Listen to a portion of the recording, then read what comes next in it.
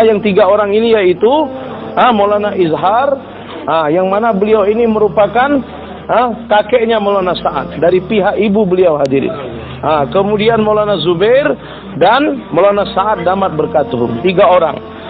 Ketika Maulana Izhar masih hidup, 1 tahun saja, hadirin yang mulia, setelah beliau diputus, maka beliau menjadi faisalah. Setelah itu ketika Maulana Zubair dan Maulana Sa'ad masih ada, maka kebanyakan yang menjadi faisalah pun adalah Maulana Sa'ad damat berkatuhum. Hadirin yang dimuliakan Allah SWT, setelah Hadraji rahmatullahi alaih meninggal dunia, maka yang pertama sekali mengikuti yang meninggal dunia adalah Maulana Izhar. Maulana Izhar. Kemudian setelah itu Maulana Umar Palanpuri rahmatullahi alaih. Kemudian setelah itu Miyaji Mihrab rahmatullahi alaih. Kemudian setelah itu 2 orang dari Pakistan, Mufti Zainal Abidin dan Maulana Said Ahmad Khan rahmatullahi alaih. Kemudian dari Bangladesh, Haji Mukid dengan Bayi Fazil, hadirin. Kemudian setelah itu baru Maulana Zubair, hadirin yang mulia. Hadirin, beliau mengatakan meninggalnya tidak serentak, satu. Baru sekarang tertinggal 2 orang. Jadi kalaulah memang disempurnakan yang 10 orang ini, kenapa tidak waktu 1 orang meninggal langsung ditambahkan 1 orang lagi? Atau waktu 2 orang, 3 orang, 4 orang meninggal baru ditambahkan lagi? Mengapa sekarang tinggal 2 orang baru semua orang sibuk? Mereka mengatakan supaya surah ditambah, supaya ada surah lagi, hadirin yang mulia. Hadirin yang dimuliakan Allah SWT, ketika Maulana Zubair rahmatullahi alaih masih hidup, maka Maulana Zubair melihat, hadirin, bahwasanya kerja yang dibuat oleh Maulana Sa'ad adalah mengikuti seperti mana para sahabat radhiyallahu anhum ajma'in. Maulana Zubair mengatakan, Sa'ad, aku melihat kerja yang kamu buat pada minhaj dan nehej tertib yang benar. Maka kamu teruslah buat kerja. Jangan takut kepada siapapun. Aku yang akan membacking kamu dalam kerja. Maksudnya, hadirin, aku akan tidak memberikan celah kepada orang-orang yang mau buat fitnah dalam kerja, hadirin. Maka ketika Maulana Zubair rahmatullahi alaih masih hidup, orang-orang ini tidak dapat berbuat apa-apa, hadirin. Saya teringat tadi Pak yang awal, terlupa dalam terjemah. Hadirin yang mulia, untuk kerja agama ini siapapun bisa tergelincir, Pak. Bahkan sahabat yang besar, penulis wahyu, hadirin. Penulis wahyu, hadirin yang mulia. Ketika Allah SWT turunkan wahyu dan Nabi perintahkan sahabat itu untuk menulis wahyu, maka datang ujian dari Allah SWT kepada sahabat ini, hadirin. Sehingga dengan ujian ini akhirnya sahabat ini murtad, hadirin yang mulia. Nanti ada hubungan dengan yang beliau mengatakan. Hadirin, dimulai daripada sekitar 7 atau 6 tahun lalu, satu orang yang berkhidmat kepada Maulana Sa'ad, namanya Yasin, hadirin. Ini keadaan sekarang ini terjadi dimulai daripada orang ini, hadirin yang mulia. Karena ada perkara yang tidak baik, kurang baik, maka Maulana Sa'ad telah keluarkan dia, tidak untuk berkhidmat lagi. Maulana Sa'ad katakan, kamu kembali ke kampung, kamu buat kerja di masjid kamu. Kemudian datang kemari untuk 2 bulan, untuk khidmat 2 bulan di sini. Hadirin yang dimuliakan Allah SWT, dalam masa 6-7 tahun ini, berkali-kali dia datang. Maulana Sa'ad pun memberikan kemaafan dan segala macam, hadirin, diberikan kesempatan lagi. Tetapi hadirin yang mulia, yang seharusnya dia pulang buat usaha makomi, buat kerja dengan benar, tapi dia pun memulai rencananya, hadirin yang mulia. Di India begitu banyak usaha-usaha untuk menghancurkan Islam, begitu banyak usaha-usaha untuk menghancurkan usaha agama ini. Maka Yasin ini mulai buat hubungan dengan mereka, hadirin. Buat kerjasama dengan mereka, hadirin yang mulia. Setelah kerjasama terbentuk, waktu Maulana Zubair rahmatullahi alaih masih hidup, maka dia tidak punya keberanian untuk masuk ke dalam markas, hadirin. Tetapi setelah Maulana Zubair rahmatullahi alaih meninggal dunia, maka akhirnya dia punya keberanian untuk masuk ke dalam markas, hadirin. Dan kemudian datang kepada orang-orang tua kita, Maulana Ahmad Lat, kemudian orang-orang tua kita yang besar yang ada di markas, hadirin, menanamkan sangka buruk, curiga dan segala macam. Hari ini kita berfikir, Macam mana? Ini kan Maulana besar. Beliau mengatakan, hadirin, kalau sangka buruk kepada siapapun orang bisa datang, hadirin. Seperti mana sahabat tadi, sahabat penulis wahyu, hadirin yang mulia. Itu pun bisa tergelincir, Pak.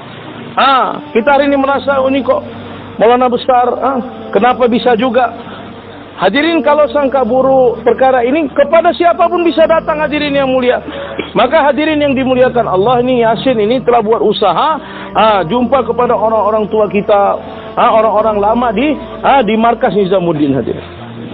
मैं बिल्कुल अपने आंखों देखी की बात कहते रहना, मैं अपनी आंखों देखी बात बता रहा हूँ आपको.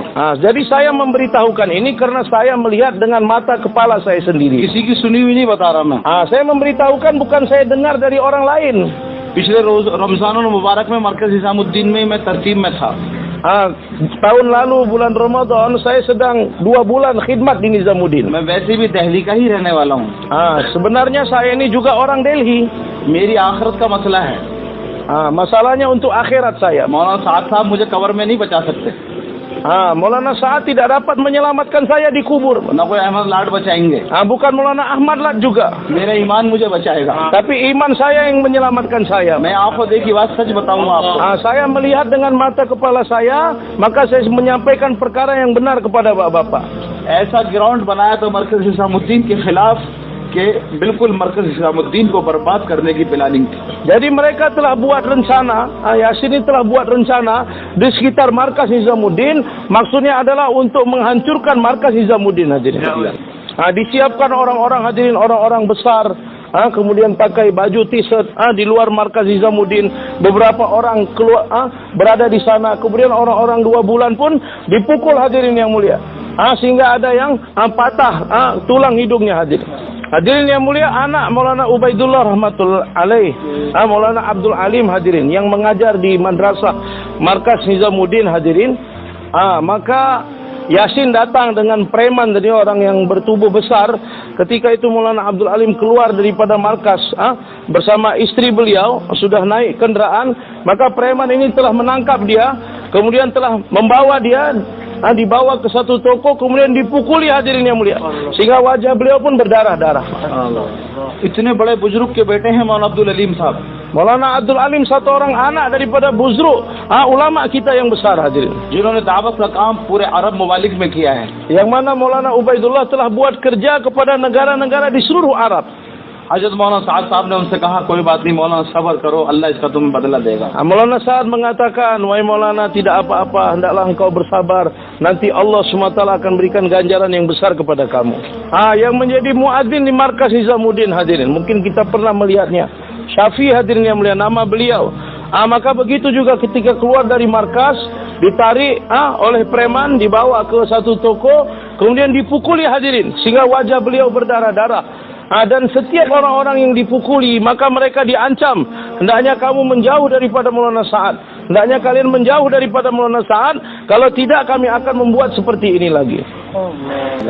Maka Maulana Sa'ad pun menenangkan dia, supaya jangan dilaporkan ke polisi, jangan dibuat kasusnya, karena kalau sudah sampai ke polisi, maka markas kita namanya akan menjadi rusak. Beliau mengatakan kalau orang tidak mengetahuinya, maka bagaimana mereka bisa dapat menilai, hadirin? Isya की नमाज का वक्त करीब. Pada hari Kamis, hadirin, malam markas mendekati waktu Isya. सारे दिल्ली वाले मौजूद होते हैं, हमारा इज्तिमा होता है. Orang-orang Delhi semua datang ke markas Nizamuddin. एक नौजवान 6 फुट का तकरीबन कुरान शरीफ अगली सब में पढ़ रहा था. Ada satu orang anak muda, hadirin, begitu tinggi. Saf yang pertama beliau baca Al-Quran. और अपने पड़ोस वाले से पूछता है, कब आएंगे मौलाना नमाज पढ़ाने? Kemudian dia bertanya, kapan Maulana akan datang untuk jadi imam solat? वो बार बार यही पूछे, कब आएंगे? तो लोगों ने कहा, जुमेरात को नमाज थोड़ी ताखीर से लेट होती है. Berkali-kali dia bertanya kepada orang-orang di sebelahnya. Orang-orang mengatakan, pada malam markas, malam Jumat, agak lambat Maulana datang untuk solat. मौलाना जैसे नमाज पढ़ाने के लिए आए, सारी सफ़ें खड़ी हो गई. Ketika Maulana pun telah datang untuk solat, maka orang-orang pun mulai berdiri menyusun saf salat. इकामत शुरू हो गई. Maka dibuat iqamat. उस नौजवान ने कुरान शरीफ रख दिया. Maka anak muda tadi meletakkan Al-Quran. वो भी खड़ा हो गया. Dia pun berdiri juga.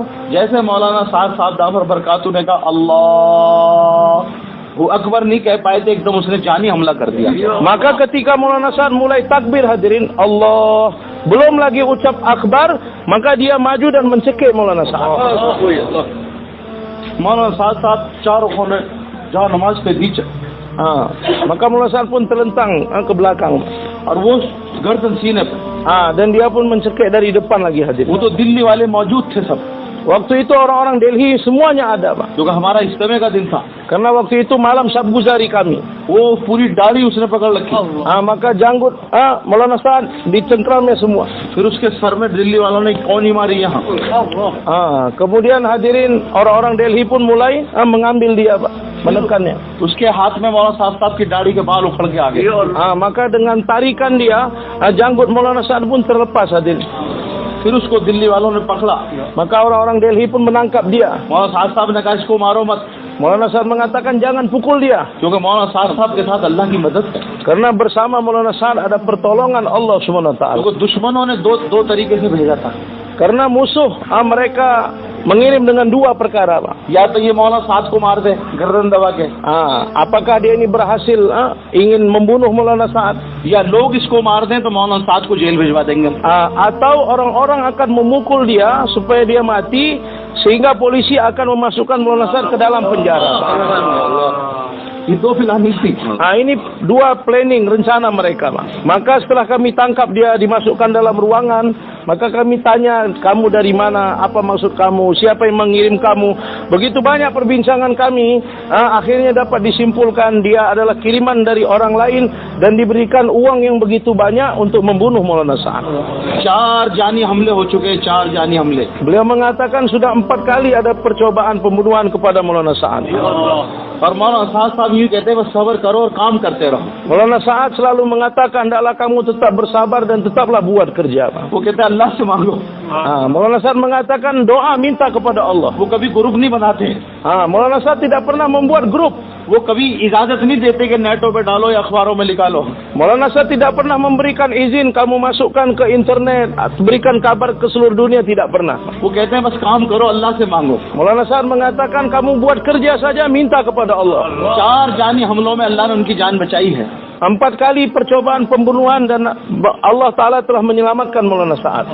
अल्लाह ताला ने उनकी हिफाजत की है. Allah Ta'ala telah menjaga beliau. आज हकीकत का सारी चीजें बताने का इसीलिए मन है कि लोगों को पता नहीं है. Hari ini saya memberitahukan perkara yang sebenarnya, yang hakikat, karena banyak orang yang tidak mengetahuinya. जिस खानदान के एहसान का बदला पूरी उम्मत नहीं दे सकती, उस खानदान के आखिरी चिराग को उसकी दाढ़ी नोची जाती है. Keluarga yang telah memberikan ihsan kebaikan yang begitu besar kepada umat ini hadirin, maka keturunan daripada keluarga tersebut mau coba dibunuh hadirin yang mulia. मेरे भाई दोस्तों, ये लड़ाई मैंने कहा ना दीन की नहीं है, ये हक और बातिल की लड़ाई है. Hadirin yang mulia, beliau mengatakan perkelahian perseteruan ini bukan agama, tapi antara hak dan yang batil. हम तो दिल्ली में रह रहे हैं, हमें मालूम है. Beliau mengatakan kami tinggal di kota Delhi maka saya mengetahuinya. बातिल चाहता है मरकज निजामुद्दीन में ताला लग जाए. Batil menginginkan markas Nizamuddin ditutup hadirin. वो चाहता है कि सारी दुनिया यहाँ ईमान सीख रही है, वो तो जानते हैं. Mereka mengetahui orang seluruh dunia datang ke Nizamuddin untuk belajar iman. Hadirin yang mulia, karena tidak berhasil, Pak, maka mereka buat usaha lagi. Mereka telah persiapkan rencana berikutnya, yaitu atas nama Syuro hadirin.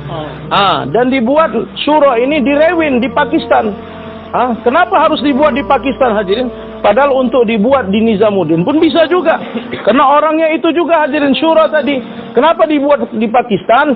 Kalaulah Maulana Sa'ad di Rewin menerima Syuro tadi, nah kemudian diketahui oleh pemerintahan India, maka pemerintahan India akan memberhentikan kerja agama di Nizamuddin. Pemerintah India pasti akan berpikir bahwasanya Maulana Sa'ad adalah agen daripada Pakistan.